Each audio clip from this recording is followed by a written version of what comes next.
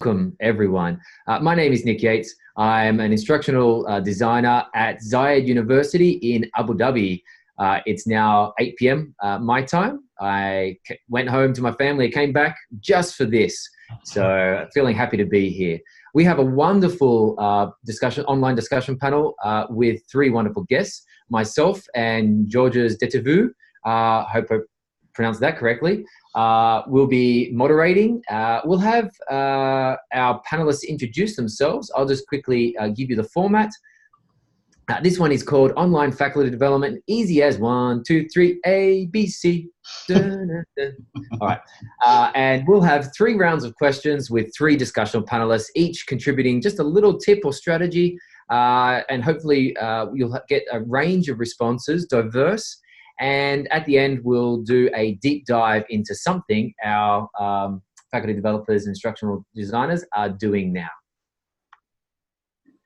Okay, so without any further ado, I'll ask Janet, Gary, and Carol to introduce themselves quickly.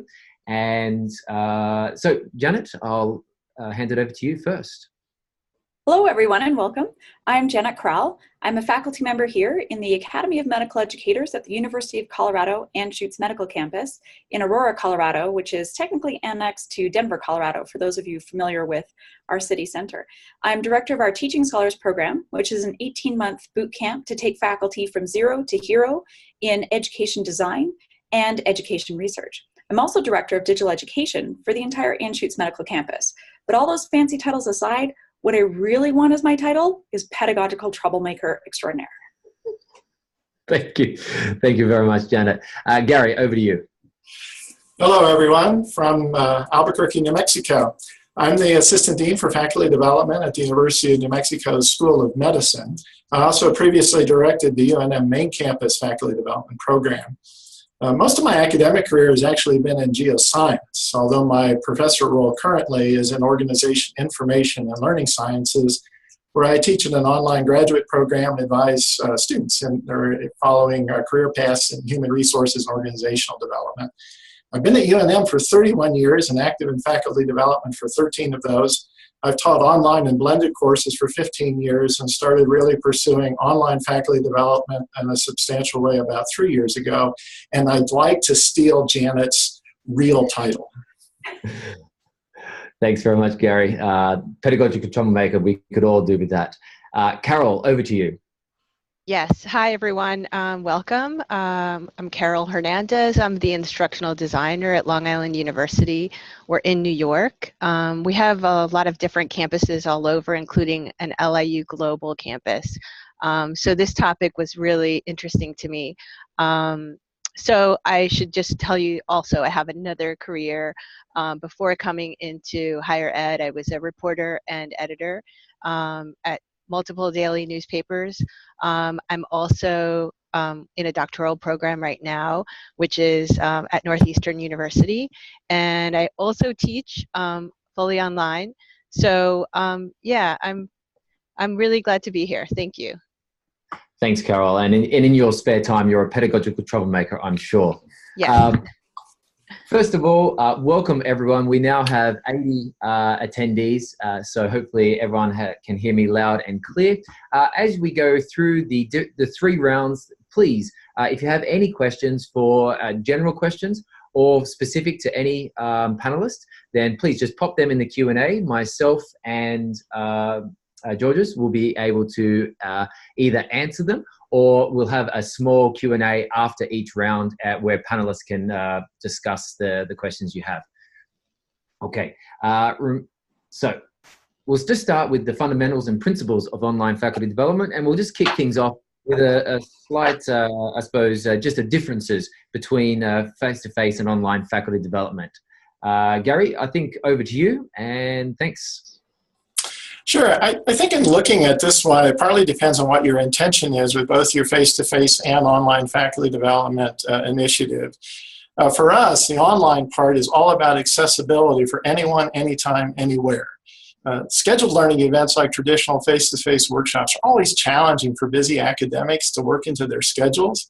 That's additionally so at the medical school settings where Janet and I are, because a lot of our faculty are also maintaining very hectic schedules delivering patient care.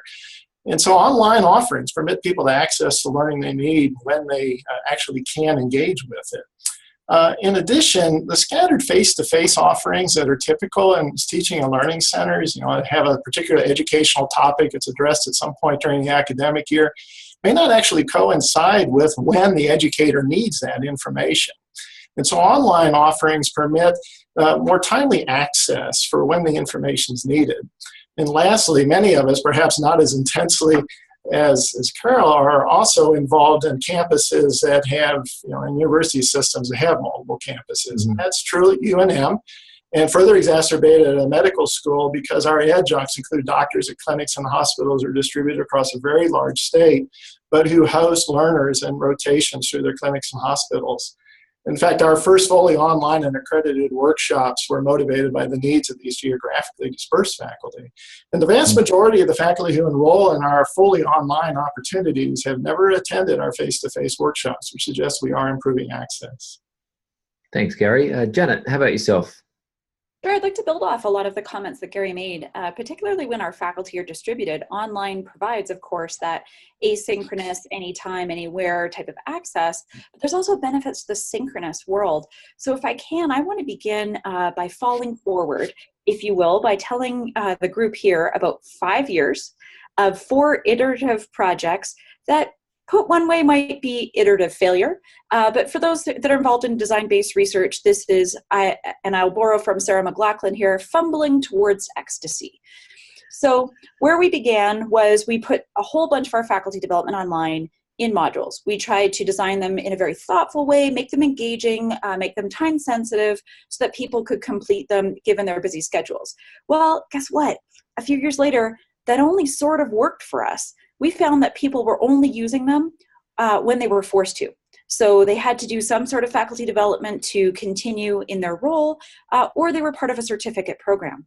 So that really wasn't reaching the depth of faculty that we wanted to. So then we moved to also adding in webinars.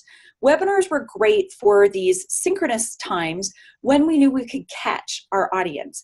And so 12:15 to 12:45 on our weekdays, we found our sweet spots were Tuesdays and Thursdays for our campuses and 43 affiliated clinical sites.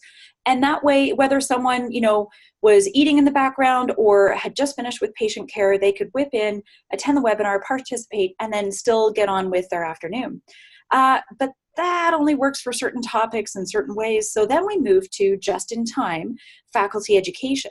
And that was where we used email deliverability systems that allow us to create a quick email that someone can complete in under 5 minutes with embedded video, 3 quick evidence-based tips, 5 maximum, and they were going out right before faculty needed them. So maybe 5 a.m.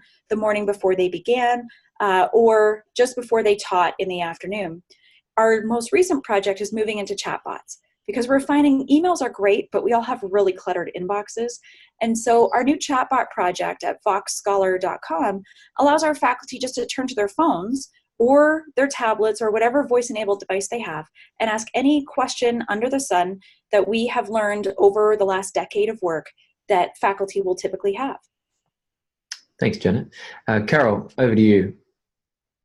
Great. Okay, so I'll just let you know, so I work with faculty all over the university, and they're coming from all different disciplines. So it could be someone in taxation, someone in speech pathology, someone in the arts. And one of the things that we do with faculty, we use Blackboard as our LMS.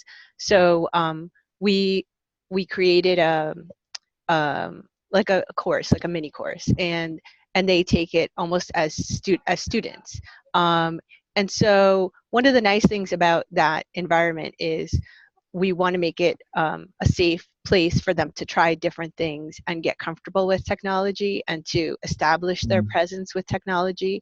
And it gives them a sense of mastery of the tools, and they get really excited.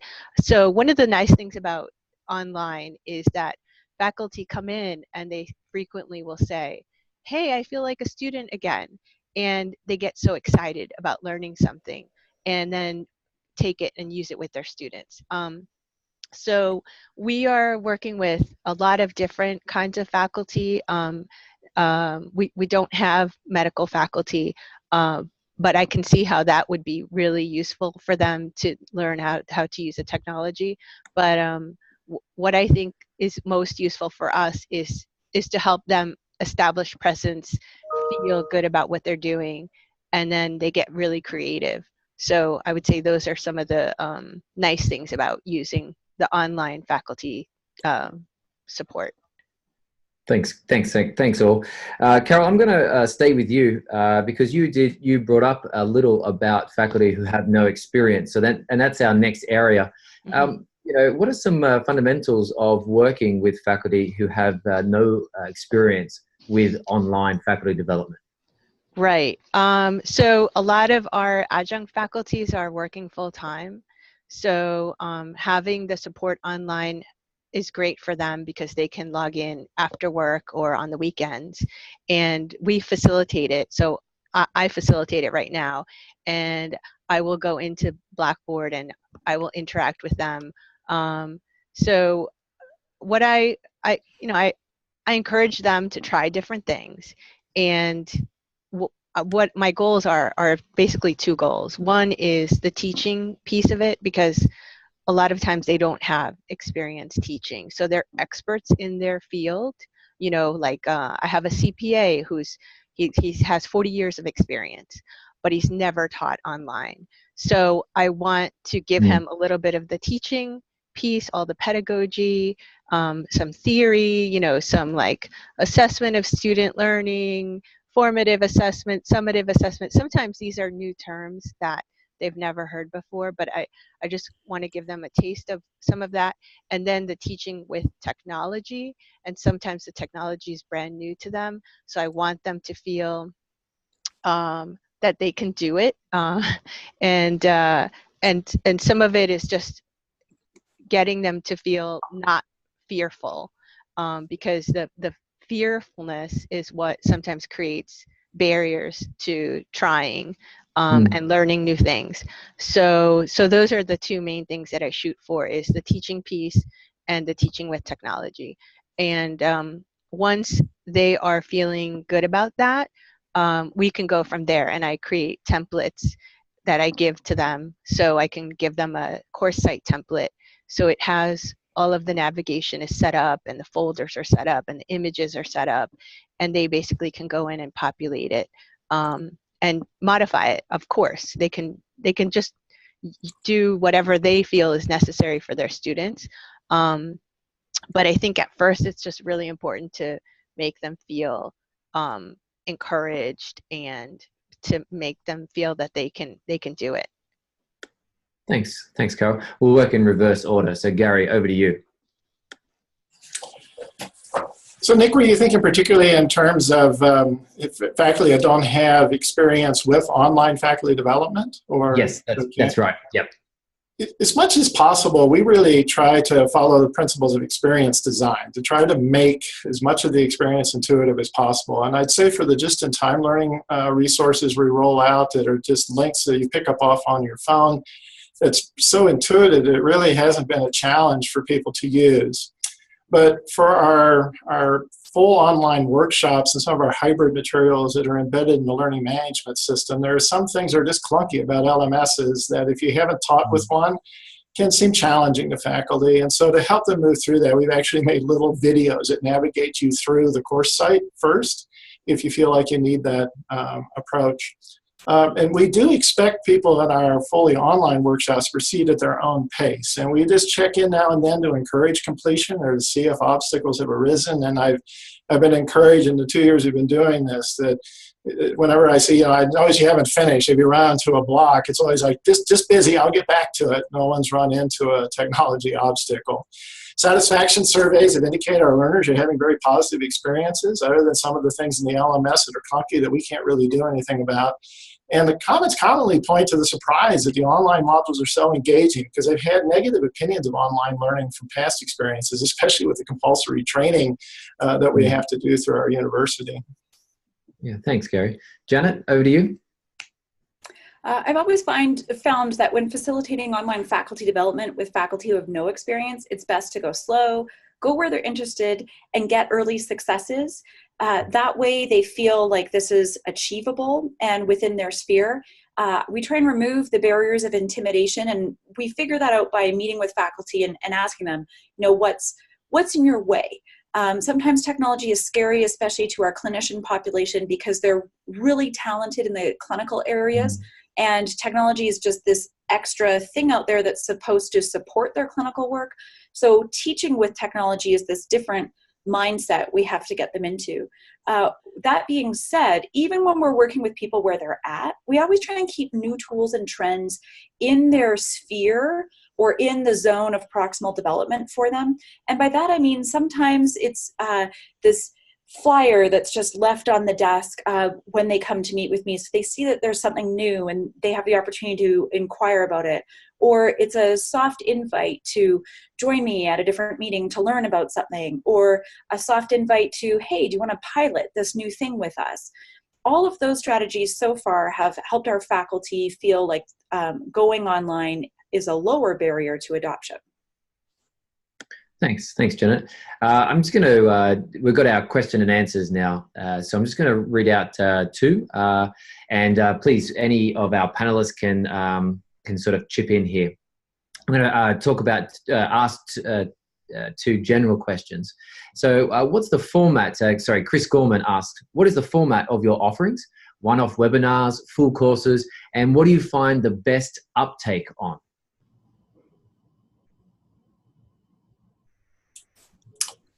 I guess I can chime in on that. Janet can probably speak more to webinars because that's not something that we do at the University of New Mexico currently. We have a range of full courses which are accredited for our continuing medical education process for our physician educators that need that, down to just sort of web page resources that have self-directed, self-paced modules that folks can go through, to what we call just-in-time learning in your pocket, which are really short and easy things that you can just bookmark on your phone and have access to in the course of work at any time. And I would say so far we've been sort of seeing equal uptake across them, although our ability to track them is not quite the same across all those platforms. Janet or Carol, how about yourselves? Sure, I'll go. So we have a 2-week online, we call it a course. It's really just faculty development. It's 2 weeks. It's on our Blackboard LMS, and it's 5 modules, and we facilitate it in real time. So it's a cohort model where faculty are learning at the same time, and they're all engaging each other and using all the same tools. And we run that once a semester, and that is a good way of tracking their engagement and their use of the tools. And we also give a certificate. So our university requires that our faculty earn the certificate to teach online or blended courses. We also do a monthly webinar, which we run on our Adobe Connect platform. And that is usually myself and another instructional designer, and we basically facilitate it, we host it. We have faculty from any campus who would like to be the speaker, sort of like this, and we record it, and then we send out the link to the recording. And then on our website we have handouts and templates, like a syllabus template, in case you need one. And just little charts and things like that. That I haven't been tracking, but I guess we could track it. But the certificates, that's one thing we track. The webinars we track with the registration, and then we do the face-to-face meetings. So we're able to track that just based on our calendar. Thanks, Carol. I'm going to stay with you and ask a second question to you, Chris. Sorry. It's moved on me. Jim Gee asks, how many hours of work have you typically devoted to developing one online webinar? So I'll get you to keep your answer brief and roughly how many hours of work would go into that webinar that you actually mentioned? You know, I have not kept track of the time, but maybe, I don't know, I could get it done in a few hours. I mean, I like to have slides and a format, and I like to practice with faculty the day before, just so everybody feels comfortable. And when you're dealing with faculty, you don't know what kind of technology they have, so you always want to do a dry run, because I find that the technology doesn't always work. No, you know, sometimes people just don't have it, or there's so many things that can go wrong. So it's a good idea to practice. So, you know, maybe like a day you would want to, you know, put aside to work on that and get it ready. Okay, thanks, Carol. I'm going to move on to our next round, which is moving forward with that online faculty development. And this may be that you're, you know, ready to start, or our audience may have already done a few online faculty developments. So this is all about technology, tips, and strategies. And I think this feeds into one of the questions that Sierra asks. And how she asks, we offer several faculty development workshops to our faculty, but how can we attract faculty to our online faculty development and get them to actually complete the online faculty development they sign up for? So hopefully through your responses, you may be able to pick up some answers to this question. Gary, you'll be our lead-off hitter for this one. And our question, first of all, is about technology. So what do you use for technology?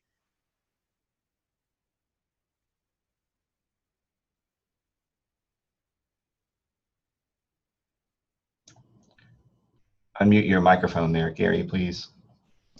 Sorry about that. We utilize the Moodle Learning Management System for delivering our online workshops and the online components of our hybrid online and face-to-face workshops in order to track participation and where we need to provide certification.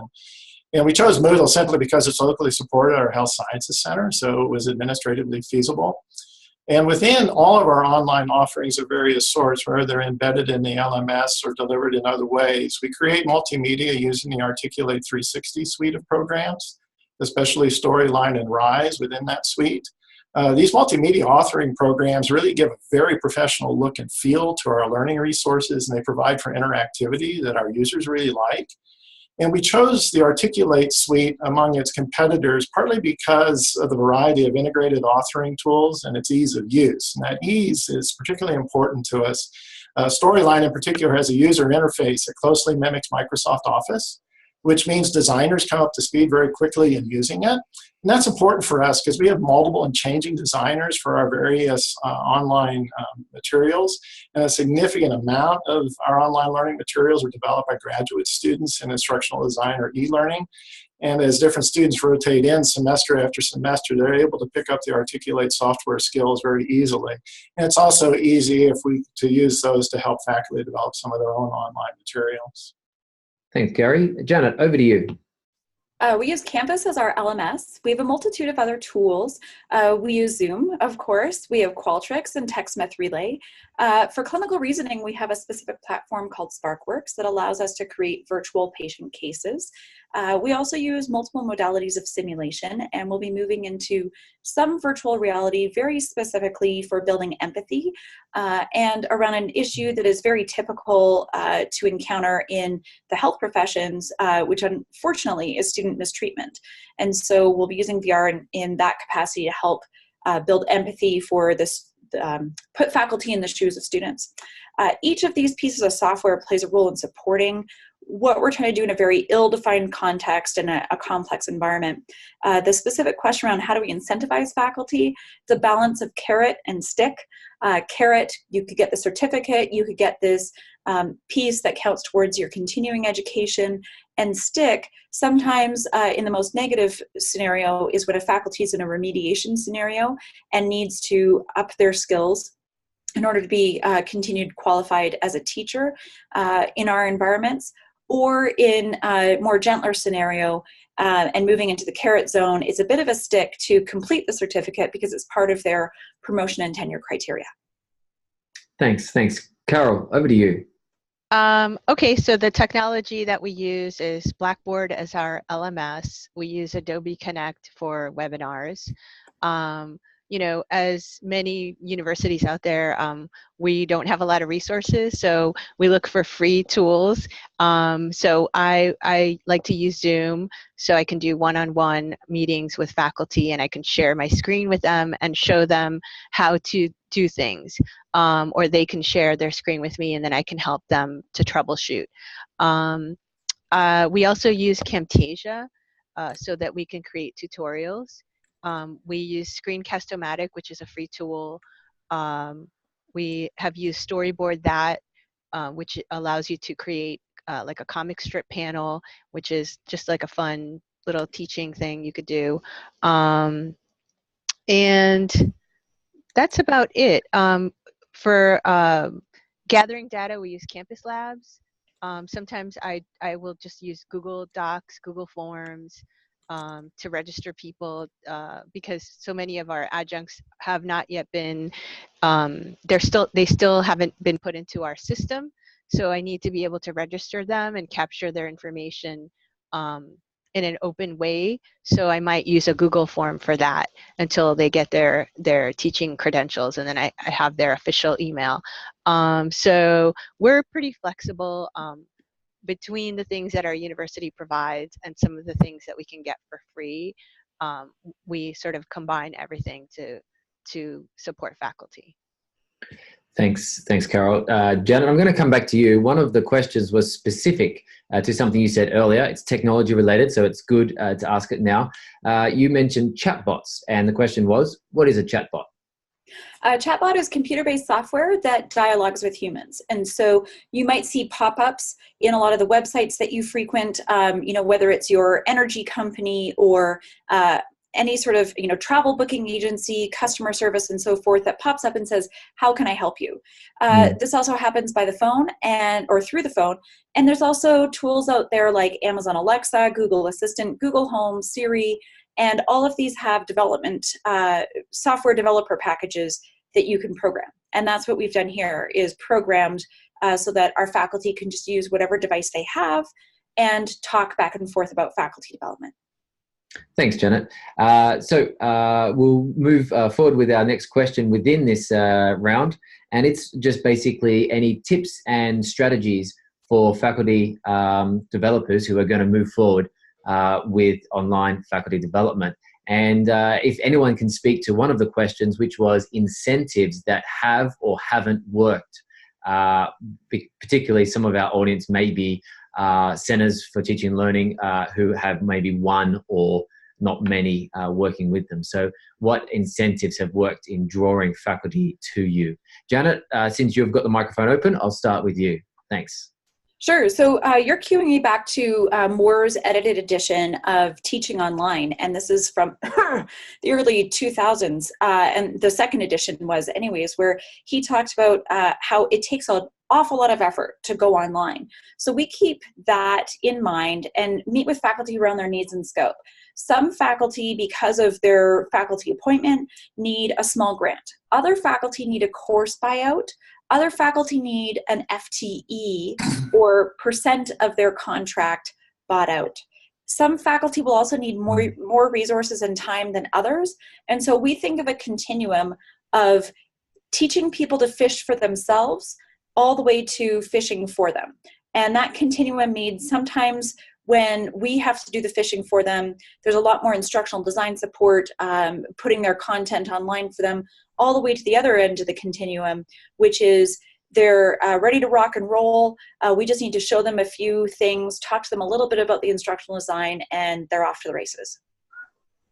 Thanks, Janet. Gary, how about yourself? Any tips, strategies for moving forward with online faculty development? When we started, we felt that it was important first to figure out how the faculty wanted to engage with online learning, and then match that with what we could do. What resources could we really dedicate to it? In our case, a needs assessment showed that our busy educators wanted self-paced learning without the constraints of scheduled start and completion dates. They didn't want asynchronous or synchronous interaction with other learners or facilitators that constrained their self-paced approach. Unfortunately, this was actually in keeping with our resources because the limitations that we had were we didn't really have the staff to constantly monitor participation and participate in discussions or chats and facilitate online learning the same way that I would, for instance, in the online courses I teach for students. And this was also, we felt, compatible with a lot of research. It shows that most learning in any job, including research in higher education teaching, occurs informally during the course of work rather than through formal events. So for us, the term facilitation has taken on a different meaning than when we conduct formal learning through workshops and FLCs and things like that. To us in the online setting, facilitation means producing really high fidelity, accessible resources for self-directed learning in the flow of work. And in that sense, we haven't really needed to incentivize some of it because it's been a matter of making it clear to people that there are convenient resources they can access when they need it, and in ways they can get at it very easily. For our longer online workshops, some of the folks are engaging in those because we do have an expectation of some workshop completion before first promotion at the medical school. And so some folks see this as an easier way to do that, either fully online or in a hybrid form, than taking the time from their busy schedules to go to the full face-to-face offering. Thanks, Gary. Carol, how about yourself? Sure. So one of the things I mentioned that we have at our university is the requirement to earn the certificate before you teach blended and online courses. And what I find is that that instructors will take that and they'll enjoy it and recommend it to their colleagues who maybe aren't teaching blended or online, and they'll get curious and they'll want to take it because they heard good things about it. And so sometimes incentivizing means just being really good and giving something to people that they find useful. And so that is what we try to do, is just try to create as many giveaways, artifacts, templates as we can. And we also find it useful to serve on committees. So, serve on the Common Read Committee, serve on the Assessment Committee. And when you interact with faculty and you can offer them things that will help them, that creates an incentive. So even if they're not using a lot of technology, they might still want to meet with you and talk about what their challenges are in their teaching. And if there's something you can do to help, that is very satisfying to everyone. So that's an incentive. At the university where I got my master's, which is Stony Brook University, the Teaching and Learning Center had something they called talent grants. And that was a small amount of money, not a lot of money, but some money that they would award to faculty who came up with different innovative ways to teach with technology. And part of the agreement was they would get this stipend, or whatever it was called at the time, a grant. They would get the grant, but then they had to come back and present at the yearly colloquium. And so it was a great way to incentivize new ideas and have people come back and teach the rest of their colleagues what they had learned and what they were doing. And so that got people excited. So those are some of the incentives that I would recommend. Thanks. Following up on things that you've said, all of you, Faith asks, do you have any faculty training that they are required to take again every few years? If so, how do you support faculty who have been at the institution for multiple years? For example, do you have an abbreviated version or have them participate in the regular full version? I'm wondering if someone can speak to that question. Well, I'll just add quickly. So because we work with so many different departments, each department runs their programs a little bit differently. So there are some schools that have an additional outside accrediting body that requires them to have specific types of training. And so each department might be a little bit different. And the department that I work in, we can't, we don't see it as our role to tell the entire faculty body, like, you must do it this way. So we're here to support, and what their department requires of them, we can help them with. But we sort of leave that, that initiative would be from the department. Thanks, Carol. Janet or Gary, how about yourselves? Any input into that question? I just wanted to support and affirm what Carol said a couple of comments ago. Really this peer-to-peer piece is important. And inherent in Faith's question is this abbreviated version that to me relates to really what a movement that we should be moving towards, which is this competency-based education at the level of our faculty. If we want them to teach in competency-based ways, we should make our faculty development that way too. Increasingly, there are some platforms that allow testing out.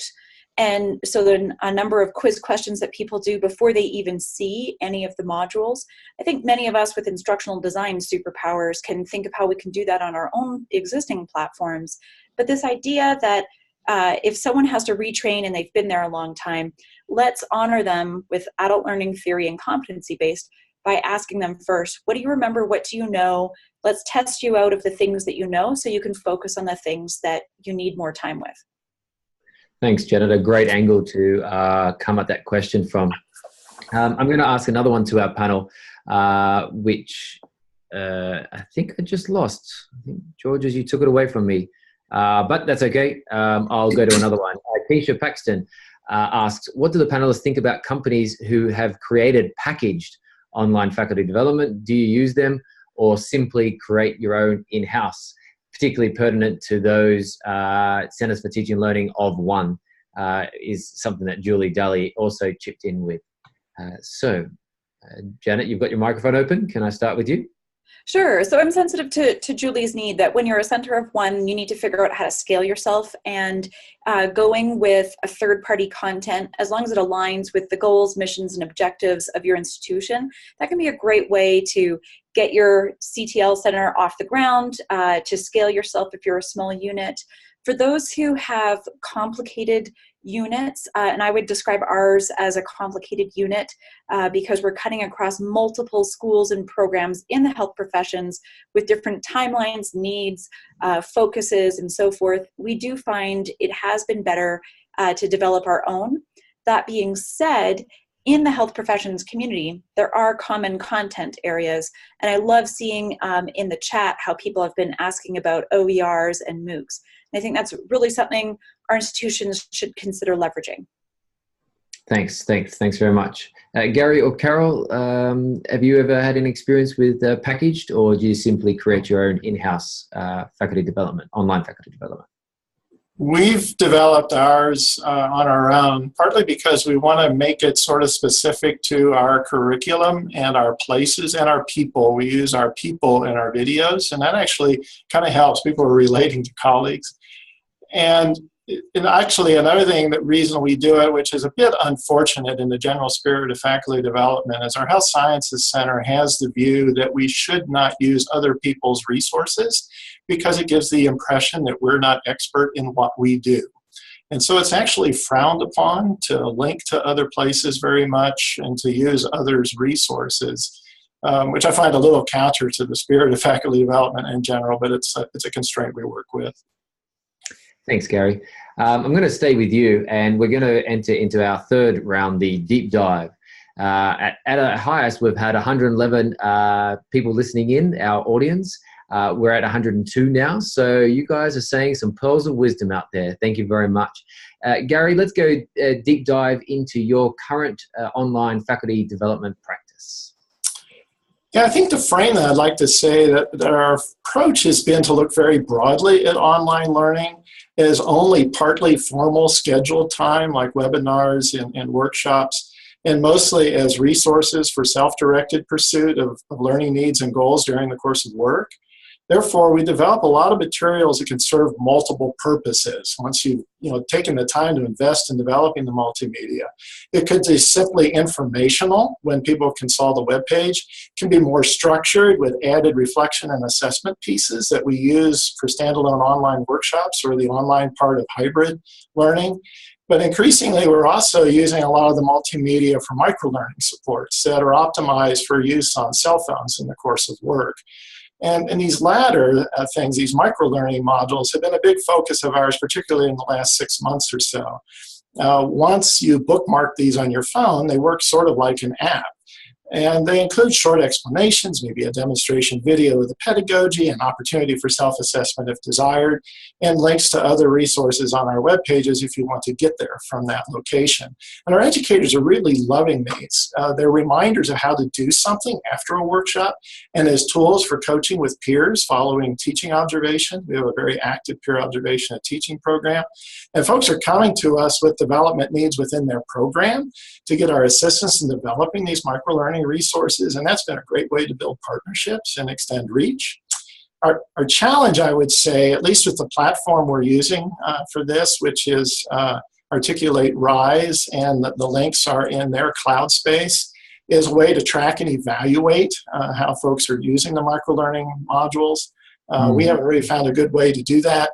Although there is an opportunity for voluntary feedback through a single question in each one, there seems that most people aren't taking the time to respond, which makes sense because we want people to really use these resources in the moment and not be sort of constrained to answer a question about how it's going. Nonetheless, we receive a lot of casual hallway feedback that's very positive and accompanied by requests to make more of these, please. So that's really where we're focused on is this ability to just have something you can really quickly learn or refresh your memory about how to do that's right there living on your phone. Yeah, nothing says you're doing a good job when you can't even walk down the corridor without getting mobbed by good feedback. Yeah. Thanks, Gary. Janet, I'll call upon you next. What's your deep dive and what area are you going to tell us about? Sure, because there's been questions in the Q&A and in the chat, I'll focus on that shift from just-in-time education into the chatbot world. So with the just-in-time education, again, these were emails with quick points and then an embedded video so people could see the skill in context. We chose to do that format because other formats were not working to have the penetration to over 3,000 faculty that we needed it to. We evaluated the project in several peer-reviewed publications that are available out there in the journals, and I'm happy to provide links to those. We looked at, simple level 1 Kirkpatrick, did people like it? Were they emailing us back saying this was useful and so forth? We also looked at metrics of usage. Did people open them? What did they click on when they opened it? We also looked at impact in their practice. So following up 6 months later and 12 months later, did these make a difference? However, like I mentioned, one of our reflections was everyone's inbox is really full, and that makes it really tough to use email as a medium for faculty development. So that's why we've moved to chatbots, especially when our faculty are running around doing 4 million things between clinic and the university side, and we wanted to be able to catch them in their moment of need.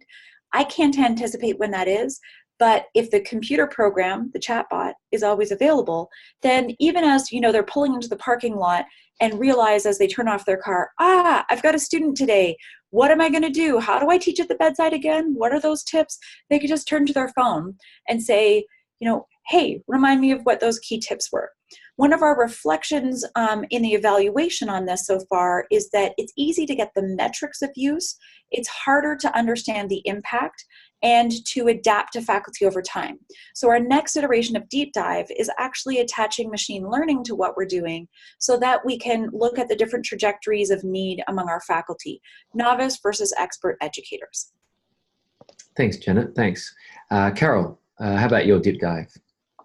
Sure. So the deep dive, I think I'll jump off of what Janet just mentioned, that we're interested in closing the loop on what we're doing with faculty and finding out how it impacts their behavior in the classroom and how it impacts their students. So we would probably want to probe our data and find out if we are having an impact. That would be my idea of a deep dive or a next step. Thanks. So that you've all touched upon. Let me get the question. Georges, you've done it again. You took it away, but I think it was Jim Kelly, and he was talking about assessing like self regulated self-directed learning. Yes, thank you. Thank you very much. Okay, I might open it up. Georges, can we open up microphones or specific people who put up their hand or something like that? If they raise their hand, we can turn them on. Oh, thank you, thank you. Okay, so let's turn on Zinar's. We're just going to do a few Q&As. Thank you very much for attending. If you want to stick around, ask our panelists some questions. That'd be great with us. We'll probably end up here in maybe 10 or so minutes. Zinar, over to you. Hi, thanks for the chance to let us ask questions. My question is, since I was working at Alcorn University Teaching and Learning Center before coming here to Syracuse, we were having problems with faculty conducting curriculum reviews. So faculty would contact us, like the whole department would contact us saying that they need help with curriculum review process. And since all of you know that it is a huge process, it's a long time that it takes, we created some modules on how to just conceptualize some modules on how to do it. But we were unsure what is the best practice around it? How do centers support curriculum reviews? Is that supported online through workshops? I'm sure one-off workshop won't work in this sense, but how do you do that? Thanks. Thanks, Sinar. So curriculum reviews, Gary, Janet, and Carol, any experience with those? Absolutely, I'm in the thick of it right now. And first, I just want to acknowledge Zinar. Thank you so much for just sharing your experience with that as well. I think a lot of the people on this Zoom call can relate, being approached and, hey, there's this big chunk we have to chew off. Love your approach of having some online modules. I know colleagues at other institutions have been really successful in a flipped classroom approach. Do the online module, but then come to this 3-hour working time with us, and we will create together as we go through curriculum review. Our particular curriculum review right now, specific to the MD program, I am a key person as part of that curriculum review process, where I am bringing the evidence base, the instructional design, the faculty development points to the table right as decisions are being made. So we're thinking at a high level strategically, as well as concrete operational ways of doing those faculty development pieces. Thanks, Janet. Gary or Carol, anything to add? Sure. So I'm just wondering if it would be possible to set up some kind of like a certificate for the module completion. So people that take the modules and, earn like a certain number of points, get the certificate or something like that. People, instructors really like to have things like that for their personnel file. They like to show that they're continuing with their own learning. And so that might be something like a certificate program that might help incentivize people. Thanks, Carol. Thanks, Janet. Zanar, I hope that helped. If you want to come back on the microphone to add anything, then please do. Anyone else who would like to also put up their hand, and we'll give you the microphone and ask a question to our esteemed panel.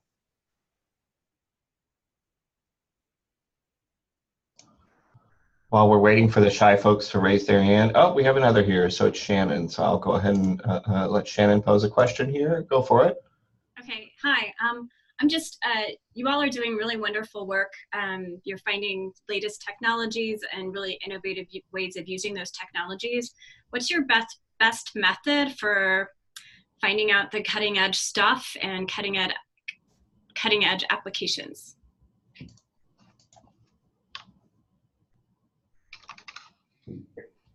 I'll hop in and answer first, and just offer that I think with any technology, I'm always, as much as I have a PhD in ed tech and everybody expects me to be a technophile, I'm actually a recalcitrant early adopter. I'm careful of things that are too bleeding edge. I'm looking for where it has traction, traction with people who don't even like technology, to the medium, middle level adopters, not just the early adopters, to make sure that, okay, if we go in this direction, there's a lowered barrier to adoption that people will go with it.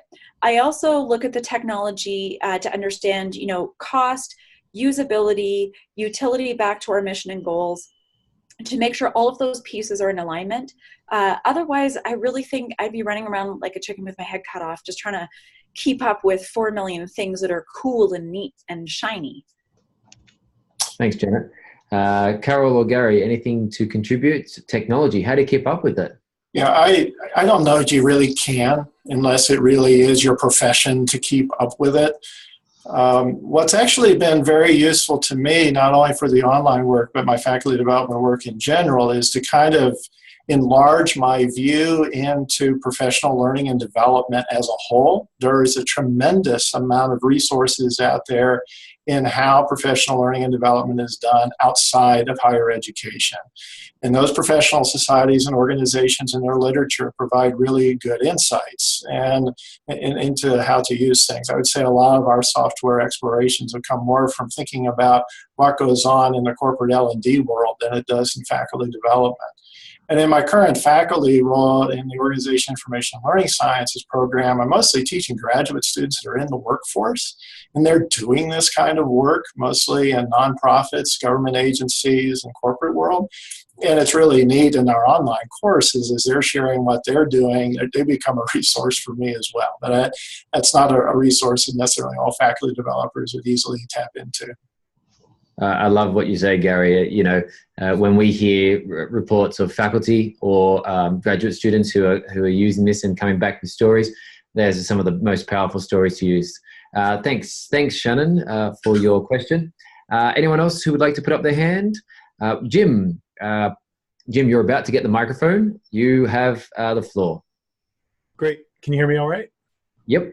Okay, super. So my question, I really appreciate the panel's distinction between what kinds of resources they're finding faculty are looking for online, and really kind of that just in time and bite size and modules and certificates and independent completion and all of that. But I'm still wondering if there is, if there's a place for facilitating more of the interactive, connecting faculty learning communities, informal workshops, lunch and learns. But is there at all also a sense that maybe there's a role for doing some of those kinds of things online to include folks that would like to do that, but aren't able to do it in person in the opportunities that we're providing on campus?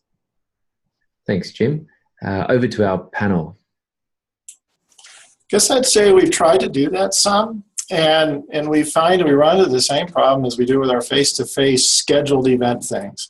People just really find it difficult to be even online at a particular scheduled time. So we haven't really found, at least so far at our institution, the setting of our faculty, that has increased our reach. They've really liked the ability to do things more on their own time. We will start next year probably with a faculty learning community that will be substantially online as well as face-to-face in order to try to help deal with the time issue.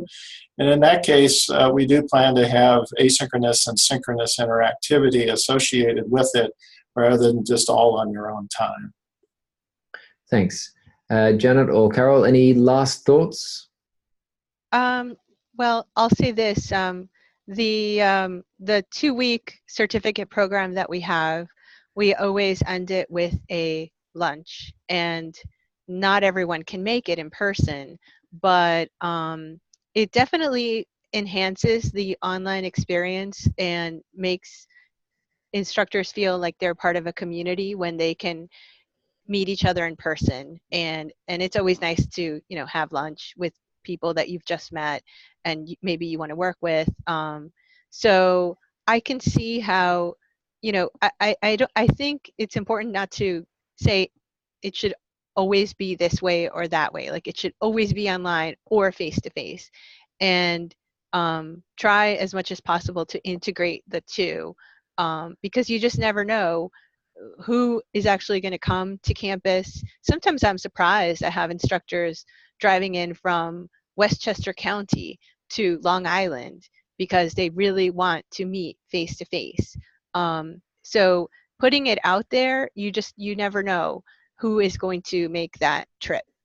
But I think it's important to offer it to everyone. So to offer the online and offer the face-to-face, offer the telephone call, just offer a whole range of options, and it just increases the chances that you will be able to engage with the faculty.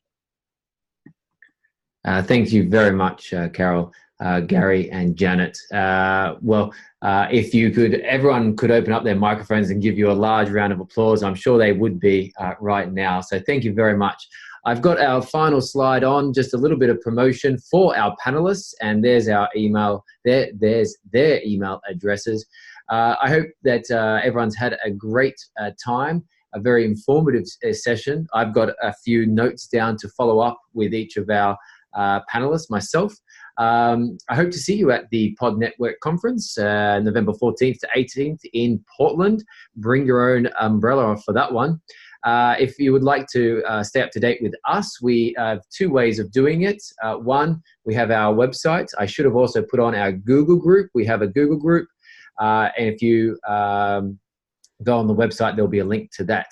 I also forgot to put on our annual meeting. So if anyone would like to become more involved with the Teaching with Technology SIG at the Pod Conference, then please look out for our annual meeting. We do have one session, which is a Birds of a Feather session, in which Brad Wheeler and myself will entertain you.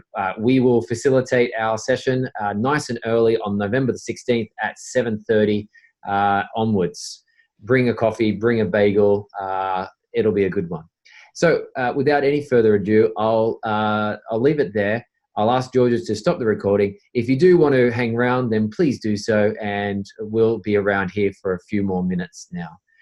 Thank you very much, Janet, Gary, and Carol. A wonderful time. Thank you very much. Thank you.